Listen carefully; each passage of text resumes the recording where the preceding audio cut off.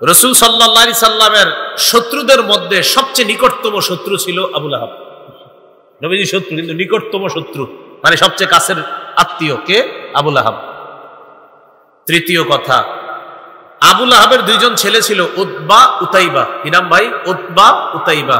এই দুই ছেলের সাথে নবীজি তার দুই মেয়েকে বিয়ে দিয়েছিল, রুকাইয়া, উম্মে কুলসুম রাদিয়াল্লাহু আনহুমা। এই দুইজনকে বিয়ে দিয়েছিল।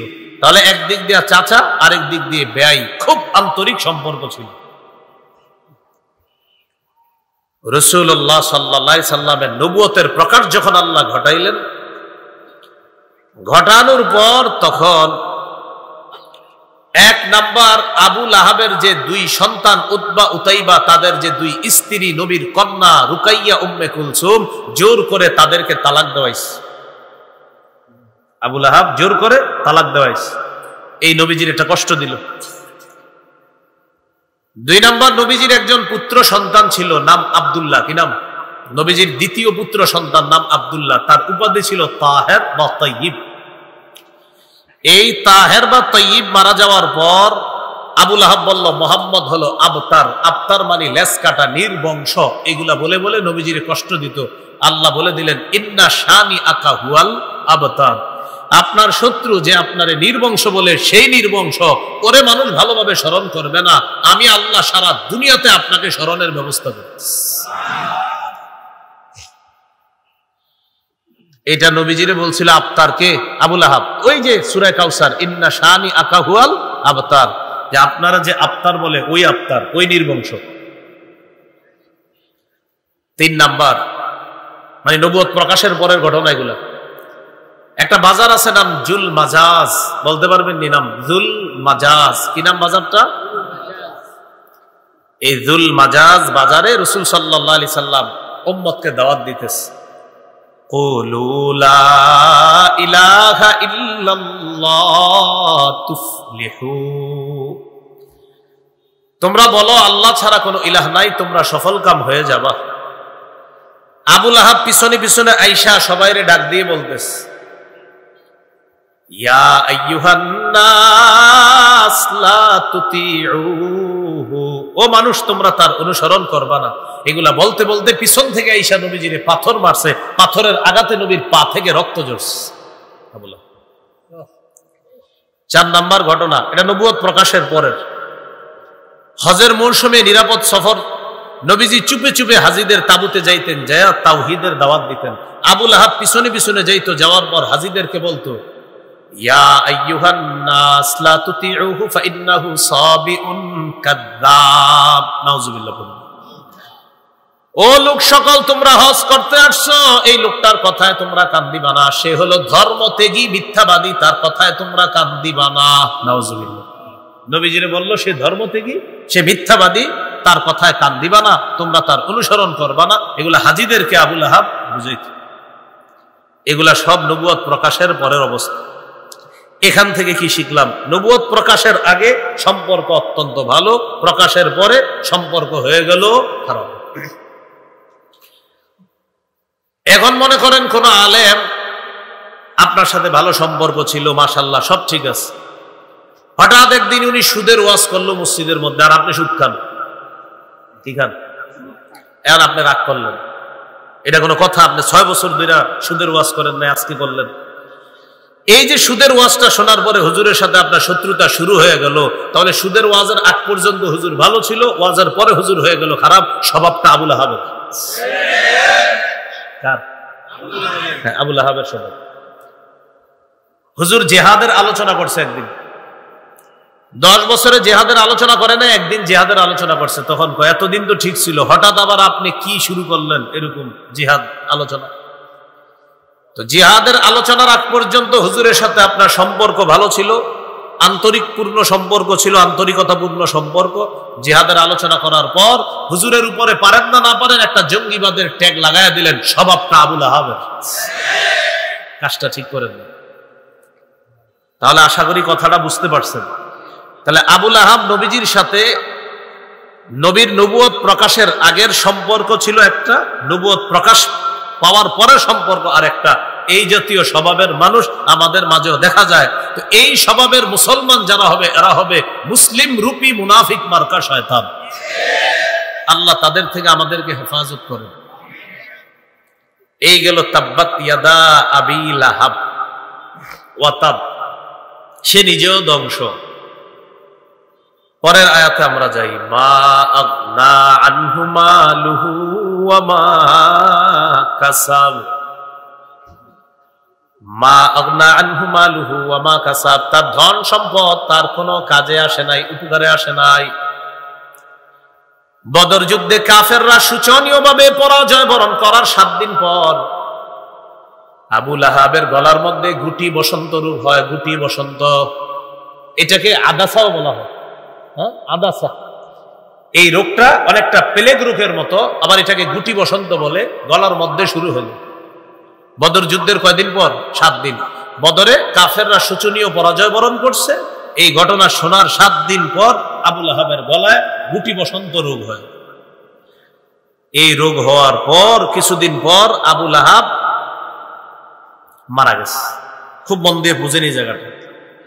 মারা যাওয়ার পর আরবরা এই রোগটারে খুব ভয় পেত। তারা এটাকে মনে করতো এটা ছোঁয়াছে রোগ, এই রোগ আমার গায়েও আসতে পারে। আবু লাহাবের সন্তানরা আবু লাহাবকে ছেড়ে পালিয়ে গেল, যেটা করোনা ভাইরাসের সময় আমরা দেখেছি। কোটিপতি বাবাকে হুজুরদের সামনে রেখে সন্তান পালায় গেছে। কোটিপতি বাবারে রেখে হুজুরের ফোন দিয়ে বলতো, আপনি বললে মরেন, যাওয়ার হবে, পরে যাওয়ার হবে। আপনাকে তো দাম টাম নাই, এমনি আপনি করে বিয়ের সময় কাজে লাগে। আরে বাপ মরছে, এখন করোনায় একটু কাজে লাগতে হবে, আপনার জানাজাটাও আপনাদেরকে কাজে লাগে।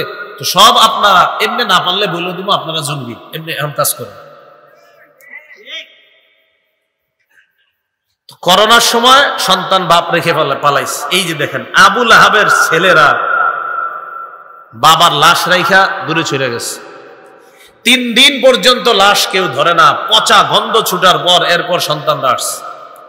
একজনের সহায়তায় এই লাশ নিয়ে গেছে মক্কার একটা উঁচু ভূমিতে। সেখানে নিয়ে যাওয়ার পর গর্ত করছে, গর্ত করে তাও হাত দিয়ে গর্তের মধ্যে ফালায় নাই, লাঠি দিয়ে ধাক্কায়া লাশটা কবরের মধ্যে ফালায়া দিছে। জালেমদের পরিণতি এমনই হয়। এই হলো আবু লাহাবের মৃত্যুর করুণ পরিণতি। এই জন্য আল্লাহ বললেন, মা আগনা আনহু মালুহু ওয়া মা কাসাব। আবু লাহাব যা কামাই করছে, আবু লাহাবের ধন সম্পদ তার কোনো কাজে আসলো না। মরার পর তার সম্পদ, তার সন্তান তার কোনো কাজে আসে নাই। আল্লাহ তাআলা বলেন, সায়াসলা নারান যাতা লাহাব, সে চিরেই প্রবেশ করবে এমন আগুনে। যাতা লাহাব, অগ্নিস্ফুলিঙ্গ লেলিহান অগ্নিশিখা যুক্ত আগুনে সে প্রবেশ করবে। ও চিরেই সে প্রবেশ করবে আগুনে, যে আগুন লেলিহান অগ্নিশিখা যুক্ত আগুন, এই আগুনে সে প্রবেশ করবে। এটা হলো 1 থেকে 3 নম্বর আয়াত। এই আয়াতে আল্লাহ তাআলা আবু লাহাব আমাদের নবীরে অভিশাপ দিয়েছিলেন, এই অভিশাপের জবাব আল্লাহ দিয়েছে। 4-5 নম্বর আয়াতে আল্লাহ বলেন, ওয়ামরাআতুহু হাম্মালাতাল হাতাব, তার স্ত্রীও আগুনে প্রবেশ করবে। হাম্মালাতাল হাতাব, ইন্ধন বহনকারী স্ত্রী। ইন্ধন বহনকারী স্ত্রী, কি বহনকারী? বলেন জ্বালানি। জ্বালানি বহনকারী আবু লাহাবের স্ত্রীও আগুনে প্রবেশ করবে। আবু লাহাবের স্ত্রীর নাম আওরা বা আরওয়া। কি বললাম? আওরা অথবা আরওয়া, তার স্ত্রীর নাম আওরা অথবা আরওয়া বিনতে হারব, আর তার একটা নাম ছিল উম্মে জামিল। তাহলে আওরা বিনতে হারব অথবা আরওয়া বিনতে হারব উম্মে জামিল আবু সুফিয়ানের বোন ছিল। কে? আবু লাহাবের স্ত্রী। আওরা কেন তার নাম? কেউ কেউ বলেছেন তার চোখ ছিল একটা টেরা। এই টেরা হওয়ার কারণে, আর টেরাকে আরবিতে বলা হয় আওরা, এই জন্য তাকে আওরা বলা হয়। এটা হলো একটা ব্যাখ্যা। ইবনুল আরাবী রহমতুল্লাহি আলাইহি তাকে বলছে সে হলো আওরা উম্মু কবীশ। সমস্ত খারাপির মূল হলো এই মহিলাটা, আবু লাহাবের। এই আবু লাহাবের স্ত্রী এলাকায় ঘুরে ঘুরে মানুষের সংসার ভাঙার কাজ করত আর সমাজে অশান্তি সৃষ্টি করত, এই জাতীয় মানুষ এখনো পাবেন। তার কাজ ছিল এলাকায় ঘুরে ঘুরে মানুষের সংসার ভাঙা। আর আরবরা সংসার ভাঙে যে তাকে বলতো হাম্মালাতুল হাতব। আরবরা সংসার ভাঙতো যে তাকে বলতো হাম্মালাতুল হাতব। তো ওইটা আরবি ব্যাকরণ অনুযায়ী হয়েছে হাম্মালাতা, জবর হয়েছে আরবি ব্যাকরণ অনুযায়ী আর কি আপনার, যে হাম্মালাতাল হাতব। হাল এগুলো আপনি বুঝবেন না, যাই হোক হাল জুল হালের মাসালা আছে এখানে, এই জন্য হচ্ছে হাম্মালাতাল হাতব। তো মূল আরবিটা হলো হাম্মালাতুল হাতব, এটা হলো মূল বাক্যটা। তো আরবি ব্যাকরণ গ্রামার অনুযায়ী কোরআনে আছে হাম্মালাতাল হাতব, এখানে জবর হয়েছে। তাহলে কি শিখলাম আজকে থেকে মনে রাখবো, আরবরা হাম্মালাতুল হাতব বলতো ওই ব্যক্তিকে যে মানুষের সংসার ভাঙতো, সংসার ভাঙার পিছনে ইন্ধন যোগাইতো। কি যোগাইতো? ইন্ধন। আর সমাজে অশান্তি সৃষ্টি করার ইন্ধন যোগাইতো। মনে আসেনি? হাম্মালাতুল হাতব অর্থ ইন্ধন বহনকারী, জ্বালানি বহনকারী। এই জন্য ইন্ধন বহন করত বলে তার নাম ছিল হাম্মালাতুল হাতব। সে খালি ইন্ধন দিত, তোমার বউ ভালো না, তোমার স্বামী ভালো না, ইন্ধন দিত আর সংসার ভাঙতো আর সমাজে গিয়ে অশান্তি সৃষ্টি করতো। এটা এইভাবে হবে না, এটা এইভাবে হবে না, অশান্তি সৃষ্টি করত। তো আল্লাহ তাআলা বলেন হাম্মালাতাল হাতাব ওয়া ইমরাআতুহু হাম্মালাতাল হাতাব। আবু লাহাবের স্ত্রী আওরা বিনতে হারব অথবা আরওয়া বিনতে হারব ইন্ধন বহনকারী নারী, সেও জাহান্নামে প্রবেশ করবে। ফি জিদিহা হাবলুম মিন মাসাদ, তার গলার মধ্যে থাকবে পাকানো রশি। বলেন গলায় কি থাকবে? খুব বুঝতে হবে এই জায়গাটা। হাম্মালাতাল হাতবের একটা ব্যাখ্যা কিন্তু দিছি, আপনাদের আশা করি মনে আছে। সমাজে অশান্তি সৃষ্টি যে করে, যে সংসার ভাঙে তাকে বলা হয় হাম্মালাতুল হাতব। আরেকটা ব্যাখ্যা, আবু লাহাবের স্ত্রী ধনী মানুষ ছিল, এরপরে কৃপণতা করত, খুব কৃপণ ছিল, ধনী হওয়ার পরেও কৃপণ ছিল। সে নিজে কি করত? গলার মধ্যে রশি পাকায়া, এই রশি দিয়া বাইদা কাঠ সংগ্রহ করে নিয়ে এসা এটা দিয়ে রান্না করত। কোনো খাদেম সেবিকা রাখতো না, কারণ টাকা দেওয়া লাগবে। এই জন্য সে নিজেই কিপটামি আর কৃপণতা করে এগুলা নিজে বহন করে নিয়ে আসতো। তো বহন করার আরবি হলো হাম্মালা, আর আল হাতবের বাংলা হলো কাঠ। তাহলে হাম্মালাতুল হাতবের আরেকটা বাংলা কাঠ বহনকারিনী, কাষ্ঠ বহনকারিনী। একটা হলো ইন্ধন বহনকারিনী, জ্বালানি বহনকারিনী, কাঠ বহনকারিনী। ভাই বাইরের মাইক গুলো বন্ধ করে দেবো, বাহিরের গুলা বন্ধ করে দেবো, আজান হইতেছে, বাহিরের গুলা বন্ধ করে দেবো। হ্যাঁ বাহিরের গুলা বন্ধ করে, বাস বাস। হ্যাঁ তো একদম কাছে, একটু দূরে আছে, এখানে আজান হবে কিন্তু। হ্যাঁ হুজুর বলছে এখানে আজান হবে। আচ্ছা, তাহলে হাম্মালাতাল হাতবের একটু মন দিয়ে বুঝবো। এখানে আমরা দুইটা শিখলাম, একটা হলো সমাজে অশান্তি সৃষ্টিকারী, আর একটা হলো সংসার ভাঙ্গে যে ইন্ধন দিয়ে দিয়ে, এই জন্য তাকে বলা হয়েছে হাম্মালাতাল হাতব। আরেকটা হলো কৃপণ হওয়ার কারণে সে লাকড়ি সংগ্রহ করত, গলায় রশি পেঁচায়া এই রশি দিয়ে সে লাকড়ি বহন করে নিয়ে আসতো। আর লাকড়ি বহনকারিনীকে বলা হয় হাম্মালাতাল হাতব। আরেকটা ব্যাখ্যা, কিয়ামতের ময়দানে ও যখন জাহান্নামে যাবে, তার গলার মধ্যে এরকম পাকানো মোটা দড়ি পেঁচায় তাকে জাহান্নামে নিক্ষেপ করা হবে। এই জন্য বলছে ফি জিদিহা হাবলুম মিন মাসাদ। নাউজুবিল্লাহ পড়ে। এই হলো হাম্মালাতাল হাতব, ফি জিদিহা হাবলুম মিন মাসাদ। এই সূরা যখন নাজিল হয়েছে, আবু লাহাবের স্ত্রী আরওয়া বিনতে হারব অথবা আওরা বিনতে হারব অথবা উম্মে জামিল দৌড়ে আসছে, পাথর নিয়ে আসছে। নাউজুবিল্লাহ পড়ে। এই পাথর নিয়ে আসছে নবীজিরে মেরে ফেলবে। নবীজি বসা, আবু বকর সিদ্দিক পাশে দাঁড়ানো। আল্লাহর কি কুদরত, উম্মে জামিল আল্লাহ রসুলকে দেখতে পায় না। নবীজি বসা, পাশে আবু বকর সিদ্দিক রাদিয়াল্লাহু তাআলা। আবু বকর সিদ্দিককে দেখা যায়, নবীকে সে দেখতে পাচ্ছে না। এটা কোন কোন তাফসীর কারক লিখেছেন। তো নবীরে না দেখা এবার আবু বকর সিদ্দিক রাদিয়াল্লাহু তাআলা আনহুকে বলতে লাগলো, উম্মে জামিল, আবু বকর তোমার সাথীকে জানায়া দিও, সে কবি ছিল, আবু লাহাবের স্ত্রী কবি ছিল। তখন তিনটা ছন্দ বলল, মুযাম্মামান আসাইনা, মুযাম্মামান আসাইনা, ওয়া আমরাহু আবাইনা, ওয়া দীনাহু কালাইনা। নাউজুবিল্লাহ পড়ে। আবু লাহাবের স্ত্রী কবি ছিল, সে নগদ কবিতা বানায় বলে ফেলতে পারতো। তো নবীজিরে আসছে পাথর মারার জন্য, এসে যখন পায় না, আবু বকর সিদ্দিককে বলতেছে, আবু বকর জানায়া দিবা তোমার সাথীকে, কি মুজাম্মামান আসইনা, সে হলো একটা নিন্দিত ব্যক্তি, তাকে আমি নাফরমানি করি, তাকে আমরা প্রত্যাখ্যান করি। নাউজুবিল্লাহ। আমাদের নবীকে নিন্দিত ব্যক্তি বলল কে? আবু লাহাবের স্ত্রী। প্রথম কবিতার ছন্দের অর্থ, দ্বিতীয় লাইনের অর্থ ও আমরাহু আবাইনা, তার যে বিষয়টা সে যে আমাদেরকে হুকুম করে এটা আমরা প্রত্যাখ্যান করি। নাউজুবিল্লাহ। 3 নাম্বার ওয়া দীনাহু কালাইনা, তার দিনকে আমরা ঘৃণা ভরে প্রত্যাখ্যান করি। কি ভরে? ঘৃণা ভরে প্রত্যাখ্যান করি। এটা কে বললো? আবু লাহাবের স্ত্রী আরওয়া বিনতে হারব অথবা আওরা বিনতে হারব অথবা উম্মে জামিল এই কথা বলল। তো আল্লাহ তাআলা এই সূরাটা নাজিল করলেন। এর মধ্যে কয়েকটা বিষয়, 3টা বিষয়।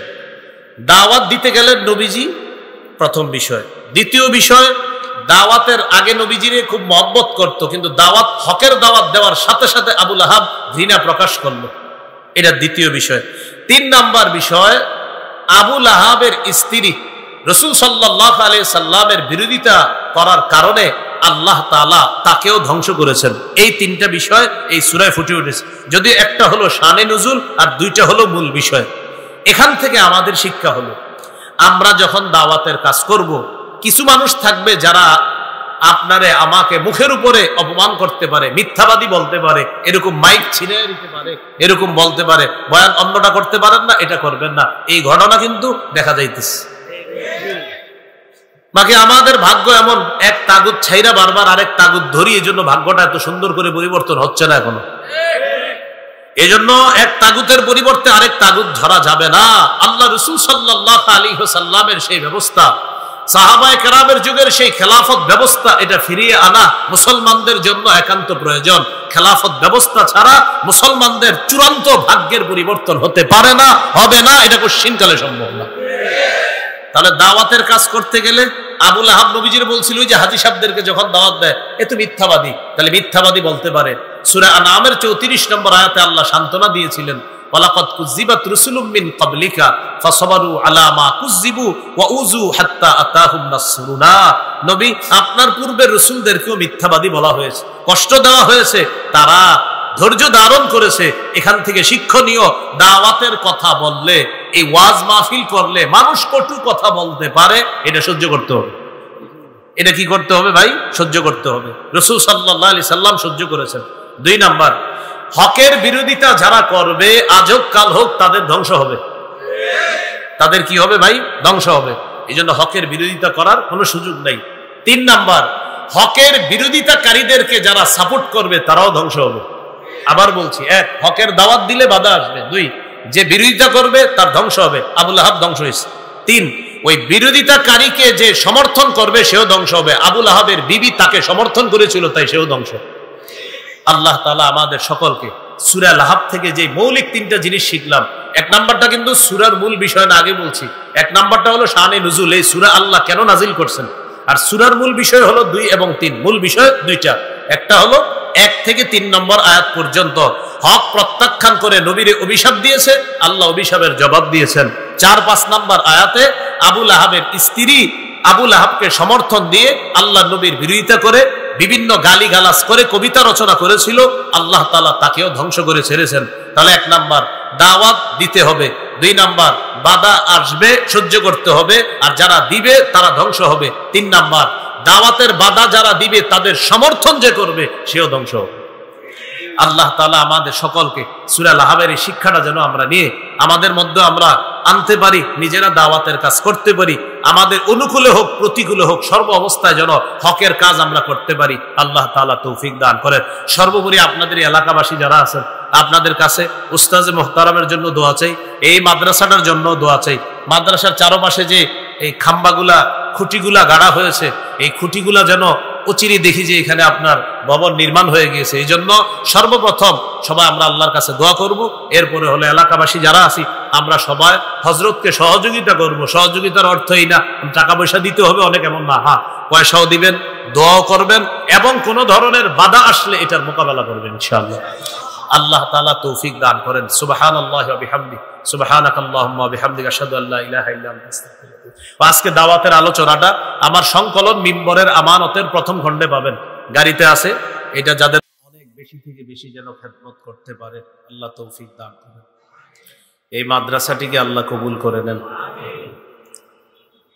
আমি আপনাদের সামনে পবিত্র কোরআনের 111 নম্বর সূরা, সূরা লাহাব তেলাওয়াত করলাম। এই সূরাটি এখানে যারা আছেন আশা করি প্রায় অনেকেই এই সূরাটি মুখস্থ পারে। সূরার নাম সূরা লাহাব কেন? এই সূরার মধ্যে একটা শব্দ আছে আবি লাহাব। লাহাব শব্দের প্রতি লক্ষ্য রেখে এই সূরার নামকরণ করা হয়েছে সূরাতুল লাহাব। এই সূরার আরেকটা নাম আছে সূরাতুল মাসাদ। সূরার শেষে দেখবেন আছে ফি জিদিহা হাবলুম মিম মাসাদ, এই জন্য এই সূরার নাম সূরাতুল মাসাদও বলা হয়। এই সূরার মধ্যে 5টি আয়াত আছে।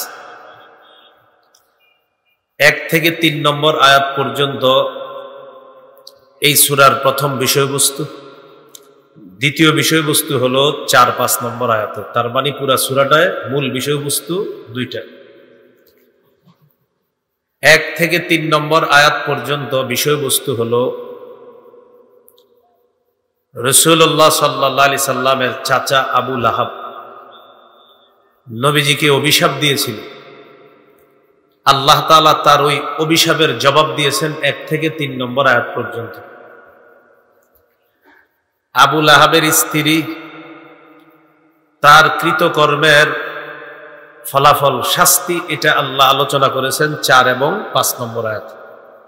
তাহলে 1 থেকে 3 নম্বর আয়াতে স্বামী আবু লাহাবের আলোচনা, আর 4-5 নম্বর আয়াতে আবু লাহাবের স্ত্রীর আলোচনা।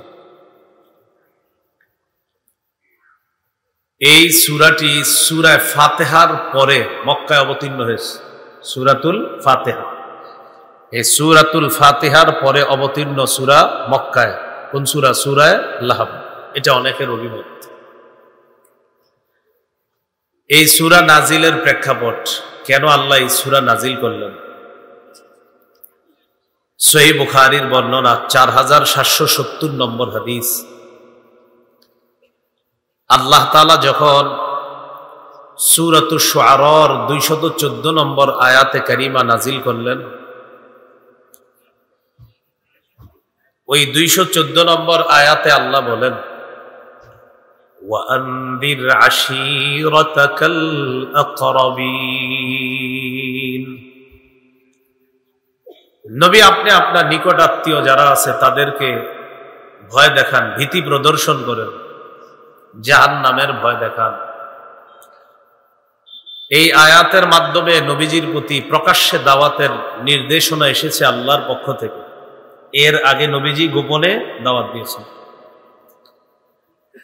সাইদা রাসূলুল্লাহ সাল্লাল্লাহু আলাইহি ওয়াসাল্লাম আলাস সাফা, রাসূলুল্লাহ সাল্লাল্লাহু আলাইহি সাল্লাম সাফা পাহাড়ের উপর উঠলেন। ফাজআলা ইউনাদি ইয়া বনি ফিহরিন ইয়া বনি আদি, পাহাড়ের উপর উঠে নবীজি বিভিন্ন গোত্রকে ডাকতে শুরু করলেন। হে বনি ফিহর, হে বনি আদি, লিবুতনি মিন কুরাইশ, কুরাইশের বিভিন্ন এলাকার নাম ধরে ধরে নবীজি ডাক দিলেন। ফাজাআ আবু লাহাবিন ওয়া কুরাইশ, নবীর আহ্বানে আবু লাহাব উপস্থিত হলো, কুরাইশরাও উপস্থিত হলো। ফাজাআলা আর-রাজুলু ইযা লাম ইয়াস্তাতি আন ইয়াখরুজা আরসালা রাসূলান লিয়ানজুরা মা হুয়া, যেই ব্যক্তি নিজে আসতে পারল না নবীর আহ্বানে, ওই ব্যক্তি আরেকজনকে পাঠায় দিছে, যাও তো মুহাম্মদ কি বলে একটু দেখে আসো। ডাকার পরে প্রায় সবাই আসতে লাগলো, তো যে ব্যক্তি আসতে পারবে না সে আরেকজনকে পাঠায় দিছে, যাও তো মুহাম্মদ সাল্লাল্লাহু আলাইহি সাল্লাম দেখো তো কি বলে একটু দেখে আসো। দলে দলে মানুষ পাহাড়ের সামনে উপস্থিত, সাফা পাহাড়। পাহাড়ের উপর থেকে রাসূল সাল্লাল্লাহু আলাইহি সাল্লাম সকলকে লক্ষ্য করে বললেন, আরাআইতাকুম লাউ আখবারতুকুম আন্না খাইলান বিল ওয়াদি তুরিদু আন তুগীরা আলাইকুম আকুনতুম মুসাদ্দিকিয়া। আমি যদি তোমাদেরকে বলি এই পাহাড়ের পিছনে একদল শত্রু সেনা অপেক্ষা করতেছে যারা তোমাদের উপর অতর্কিত হামলা চালাবে, তোমরা কি আমার কথা বিশ্বাস করবা? সবাই এক বাক্যে জবাব দিল, ক্বালু না'আম মা জাররাবনা আলাইকা ইল্লা সিদকা। সবাই এক বাক্যে জবাব দিল, অবশ্যই তোমার কথা বিশ্বাস করব, আমরা যাচাই বাছাই করে দেখেছি তুমি জীবনে সত্য ছাড়া কখনো মিথ্যা কথা বলো না, তোমার জীবনে যা বলো তুমি সত্যই বলো, আজকেও তুমি সত্যই বলবা, মিথ্যা কথা তোমার দ্বারা আশাই করা যায় না। কাফেররা বলল। তখন রাসূলুল্লাহ সাল্লাল্লাহু আলাইহি সাল্লাম বললেন, তাহলে শোনো, ফাইন্নী নাযীরুল লাকুম বাইনা ইয়াদাই আযাবিন শাদীদ। আমি তোমাদেরকে যন্ত্রণাদায়ক আযাবের ভয় দেখাচ্ছি, কঠিন আযাবের ভয় তোমাদেরকে দেখাইতেছি। আল্লাহকে এক আল্লাহ মানো, যদি না মানো তাহলে কঠিন আযাবের ভয় তোমাদেরকে দেখাইতেছি, কঠিন আযাব তোমাদের জন্য অপেক্ষা করছে। এটা হলো বুখারীর বর্ণনা। অন্য বর্ণনায় এসেছে, দালাইলুন নবুওয়াতেও এসেছে, নবীজি বললেন, ইয়া মা'শারা কুরাইশ আনকিদু আনফুসাকুম মিনান নার। হে কুরাইশ সম্প্রদায়, তোমরা নিজেদেরকে আগুন থেকে রক্ষা করো। ইয়া মা'শারা বনি হাশিম, হে বনু হাশিম সম্প্রদায়, আনকিদু আনফুসাকুম মিনান নার, তোমরা নিজেদেরকে আগুন থেকে রক্ষা করো। ইয়া মা'শারা বনি আব্দুল মুত্তালিব, ও বনু আব্দুল মুত্তালিব সম্প্রদায়, আনকিযু আনফুসাকুম মিনান নার, তোমরা নিজেদেরকে আগুন থেকে রক্ষা করো। ইয়া মা'শারা বনি আব্দি মানাফ, ইয়া মা'শারা বনি কাব ইবনে লুআই, আনকিযু আনফুসাকুম মিনান নার, ও বনু আব্দি মানাফ, ও বনু কাব ইবনে লুআই সম্প্রদায়, তোমরা নিজেদেরকে আগুন থেকে রক্ষা করো। এবার নবী তার প্রিয় চাচা আব্বাস রাদিয়াল্লাহু তাআলা আনহুর নাম ধরে বললেন, ইয়া আব্বাস ইবনে আব্দুল মুত্তালিব, ও আব্দুল মুত্তালিবের সন্তান আব্বাস, আনকিজ নাফসাকা মিনান নার, চাচা আপনি নিজেকে আগুন থেকে রক্ষা করেন। লা আমলিকু লাকা মিনাল্লাহি শাইআ, আমি কিন্তু আল্লাহর কাছে আপনাকে কোনো উপকার করতে পারবো না যদি নিজে নিজেকে আগুন থেকে না বাঁচান। আল্লাহর উপরে ঈমান যদি না আনেন আমি কোনো উপকারে আসবো না। চাচাকে বললেন। এবার নিজের মেয়ে ফাতেমাকে বললেন, ইয়া ফাতিমা বিনতা মুহাম্মাদিন সাল্লাল্লাহু আলাইহি ওয়াসাল্লাম, ও মুহাম্মদের সন্তান ফাতেমা, আনকিজি নাফসাকি মিনান নার, ফাতেমা তোমার বাবা মুহাম্মদ ঠিক আছে, তুমি আমার সন্তান ফাতেমা, নিজেকে আগুন থেকে বাঁচাও। লা আমলিকু লাকি মিনাল্লাহি শাইআ, আমি কিন্তু কোনো কাজে আসবো না তোমার, যদি তুমি নিজেকে সংশোধন করে না যাও আমি কিন্তু কাজে আসবো। নবীজি সতর্ক বার্তা দিয়ে দিলেন নিকট আত্মীয়দেরকে। আবু লাহাব দাঁড়ায় গেছে, মেজাজ খারাপ হয়ে গেছে। فقال أبو لهب تبا لك سائر اليوم ألهذا جمعتنا। আবু লাহাব দাঁড়িয়ে বলল, মুহাম্মদ তোমার পুরাটা দিন ধ্বংস হোক, তুমি কি এই কারণে আমাদেরকে একত্রিত করেছো? বলি নাউজুবিল্লাহ। এই যে বলছে তোমার পুরাটা দিন ধ্বংস হোক, তাব্বান লাকা, আল্লাহ ঠিক তার ভাষায় কোরআনের সূরা নাজিল করে দিলেন, আমার নবী ধ্বংস হবে না। তাব্বাত ইয়াদা আবি লাহাবি ওয়া তাব, আল্লাহ তাআলা জানায়া দিলেন আবু লাহাবের দুই হাত ধ্বংস, সে নিজেও ধ্বংস, ডাবল ধ্বংস। আমার নবীকে সে বলছে তাব্বা, আল্লাহ তার ভাষায় বলে দিলেন তাব্বাত ইয়াদা আবি লাহাব, আবু লাহাবের দুই হাত ধ্বংস। হাত দ্বারা উদ্দেশ্য ব্যক্তি আবু লাহাব। আরবরা অঙ্গ দ্বারা পুরা মানুষটাকে উদ্দেশ্য নিত, এই জন্য আল্লাহ তাআলা প্রথমে অঙ্গের কথা বলে বললেন তাব্বা, তুই নিজেও ধ্বংস, তোর দুই হাত ধ্বংস, তুইও ধ্বংস। তো আল্লাহ তাআলা আয়াত নাজিল করে দিলেন, সূরা নাজিল করে দিলেন তাব্বাত ইয়াদা আবি লাহাবিউ ওয়া তাব। তাব্বাত এটার অর্থ হলো খবা, খাসিরা, হালাকা, ধ্বংস হওয়া। মূল হলো তাবাব। আল্লাহ পবিত্র কোরআনে বলেছেন ওয়া মা কাইদু ফিরআউনা ইল্লা ফি তাবাব। ফিরআউনের চক্রান্ত ধ্বংস, নস্যাৎ। তো তাবাব অর্থ ধ্বংস। এই তাব্বাত মানে ধ্বংস হোক আবু লাহাবের দুই হাত, ওয়াতাব সে নিজেও ধ্বংস হোক। আবু লাহাবের পরিচয়, আবু লাহাব হলো আব্দুল মুত্তালিবের 10 পুত্রের এক পুত্র। নবীজির দাদা আব্দুল মুত্তালিব, তার 10 জন পুত্র, এই 10 জন পুত্রের একজন পুত্রের নাম হলো আবু লাহাব। লাহাব মানে হলো লেলিহান, লালিমা যুক্ত, অগ্নি বর্ণ। আবু লাহাব দেখতে ছিল সুন্দর, লাল টকটক, এই জন্য তার নাম আবু লাহাব। অগ্নিস্ফুলিঙ্গের বাবা। তার মূল নাম হলো আব্দুল উজ্জা। আবু লাহাবের মূল নাম কি? আব্দুল উজ্জা, মানে উজ্জা দেবীর গোলাম। আল্লাহ তাআলা তার মূল নাম না বলে কেন আবু লাহাব বললেন, খুব মন দিয়ে বুঝবেন। তার মূল নামের মধ্যে শিরিক আছে। বলেন মূল নামে কি আছে? এই জন্য শিরিক তাওহীদের বিপরীতে, তাই আল্লাহ ওই শিরকি নামটা এখানে না বলে আল্লাহ আবু লাহাব বলেছে। কারণ আব্দুল উজ্জা এটা হলো তাওহীদের বিপরীত বাক্য, এজন্য আল্লাহ ওই তাওহীদের বিপরীত বাক্যটা কোরআনে না বলে তার লকব আবু লাহাব, অগ্নিস্ফুলিঙ্গের পিতা, এটা আল্লাহ বলেছেন। নবীজির চাচাদেরকে আমরা 3 ভাগে ভাগ করতে পারি, শিখে নিব সবাই। কয় ভাগে? 1 নাম্বার, নবীর চাচাদের মধ্যে কিছু চাচা এমন যারা নবীরে বিশ্বাস করেছে, নবীর পক্ষ হয়ে লড়াই করেছে এবং ঈমানের উপর তাদের মৃত্যু হয়েছে, যেমন হযরত হামজা, হযরত আব্বাস রাদিয়াল্লাহু আনহুমা। 2, নবীর চাচাদের মধ্যে কিছু চাচা যারা নবীরে সহযোগিতা করেছে কিন্তু তাওহীদের উপর তারা ছিল না, মৃত্যু হয়েছে তাদের শিরিকের উপরেই, যেমন খাজা আবু তালেব।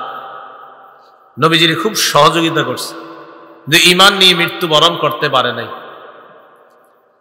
3 নাম্বার, নবীর চাচাদের মধ্যে কিছু চাচা নবুয়ত প্রকাশ পাওয়ার পর থেকে মৃত্যু অবধি নবীর শত্রুতা করেছে, যেমন আবু লাহাব। তাহলে চাচাদেরকে 3 ভাগে ভাগ করলাম। 1, নবীর কথা বিশ্বাস করেছে, ঈমান এনেছে, এই অবস্থায় মৃত্যুবরণ করেছে, হামজা, আব্বাস রাদিয়াল্লাহু আনহুমা। 2, নবীজিরে যথেষ্ট সহযোগিতা করেছে, আদর আপ্যায়ন যত্ন করেছে কিন্তু ঈমান আনে নাই, শিরিকের উপর মৃত্যু হয়েছে, যেমন আবু তালেব। 3, নবুয়তের প্রকাশের পর থেকে মরণ পর্যন্ত নবীর শত্রুতা করেছে এবং ওই অবস্থায় মৃত্যু হয়েছে, যেমন আবু লাহাব। আবু লাহাবের পরিচয় বলতেছিলাম। রাসূল সাল্লাল্লাহু আলাইহি সাল্লামের নবুয়তের প্রকাশের আগ পর্যন্ত আবু লাহাবের সাথে নবীজির সম্পর্ক খুব সুন্দর ছিল।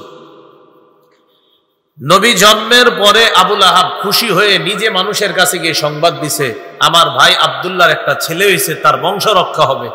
এইভাবে খুশিতে সবাইরে সংবাদ দিছে। কি করছে? সবাইকে সংবাদ দিছে। এখানে বেদাতীদের একটা আকীদা আছে, এটা আবার আপনারা মুখস্থ রাখবেন। বেদাতীরা বলে যে সোমবারে আবু লাহাবের আযাব কমানো হয়, এটা জাল বর্ণনা। বলেন কি বর্ণনা? একদম জাল বর্ণনা। যে আবু লাহাব সোমবার দিন নবীর জন্মে খুশি হয়ে সুয়াইবা দাসীকে আজাদ করে দিয়েছে আর নিজে খুশি হয়ে চারদিকে খবর ছড়ায়া দিছে। বেদাতি যারা আছে তারা বলে নবীর জন্মে খুশি হওয়াতে আবু লাহাবকে সোমবারে আযাব কম দেওয়া হয়। টোটাল মিথ্যা কথা, জান। এটা প্রথম কথা। এই হলো আবু লাহাব নবীজির জন্মে খুশি হয়েছিলেন, সবাইকে সংবাদ দিয়েছে, সুয়াইবা দাসীকে আজাদ করে দিছে। দ্বিতীয় কথা,